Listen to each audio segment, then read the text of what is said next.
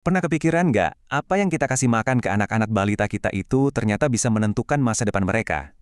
Nah hari ini, kita akan bedah tuntas kenapa 1000 hari pertama kehidupan itu krusial banget, dan gimana pilihan makanan yang kelihatannya sepele, ternyata punya dampak jangka panjang yang luar biasa buat kecerdasan dan kesehatan anak. Coba deh kita jujur, sering banget kan kita ngelihat bayi yang montok, yang gemuk, terus mikir, wah sehat banget nih, menggemaskan gitu kan. Tapi, gimana kalau sains justru punya cerita yang beda? Cerita yang ternyata jauh lebih penting buat kita tahu. Ya, di banyak budaya, anak yang badannya berisi itu kayak simbol kesuksesan orang tua ya kan?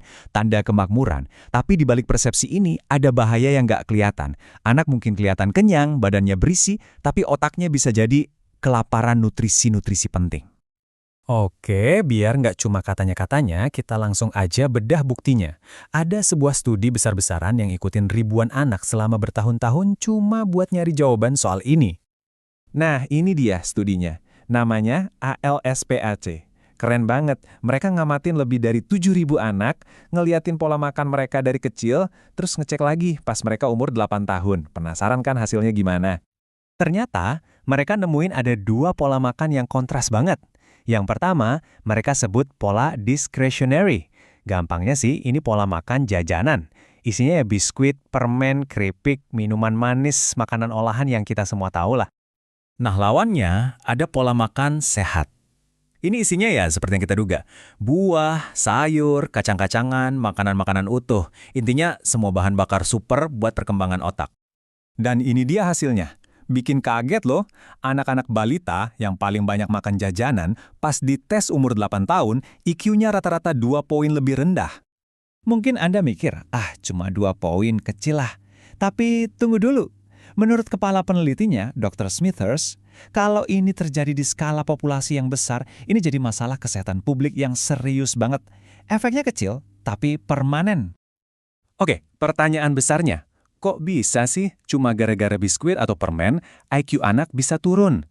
Nah, sekarang kita bakal jadi detektif dan masuk ke TKP-nya, yaitu tubuh si anak, buat lihat apa yang sebenarnya terjadi. Jadi kuncinya ada di sesuatu yang disebut efek penggantian atau displacement effect. Gini deh logikanya, perut balita itu kan kecil banget ya. Kalau udah penuh sama jajanan yang kalorinya tinggi tapi nutrisinya nol, ya nggak ada tempat lagi buat makanan yang beneran penting. Jadi bahayanya bukan cuma dari apa yang dimakan, tapi dari nutrisi penting yang akhirnya nggak masuk ke tubuh. Contohnya gini, ada proses super penting di otak namanya mielinisasi. Anggap aja ini kayak proses ngelapisin kabel listrik di otak biar sinyalnya ngacir, cepet. Nah, bahan baku utama buat ngelapisin kabel ini zat besi. Sesuatu yang jarang banget ada di jajanan. Nggak cuma itu, makanan yang manis-manis, yang tinggi gula, itu ternyata bisa nurunin kadar BDNF. BDNF ini sering banget disebut pupuk ajaibnya otak. Kalau pupuknya kurang, ya jelas pertumbuhan sel dan koneksi baru di otak jadi melambat kan?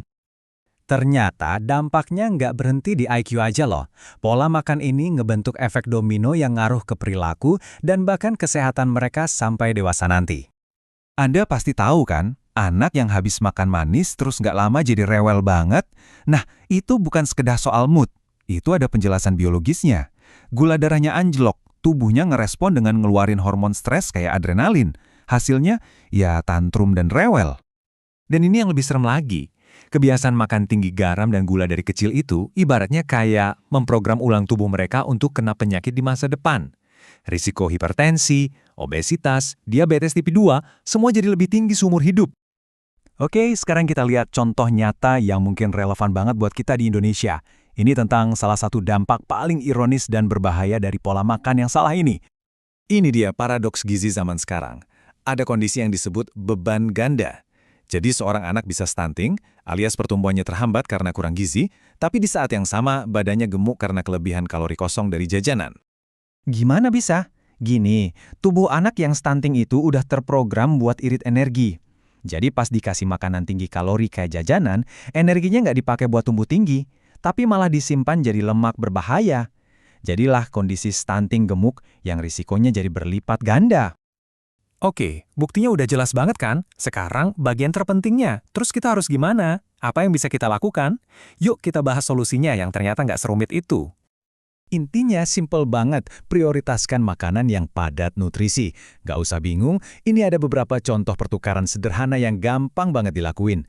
Daripada kasih biskuit manis, coba deh kasih potongan buah atau keju. Daripada mie instan yang asin, coba masak pakai bumbu alami kayak bawang dan rempah. Bahkan sekedar ganti teh manis dengan air putih atau susu, itu udah langkah besar. Kelihatannya sepele, tapi dampaknya luar biasa.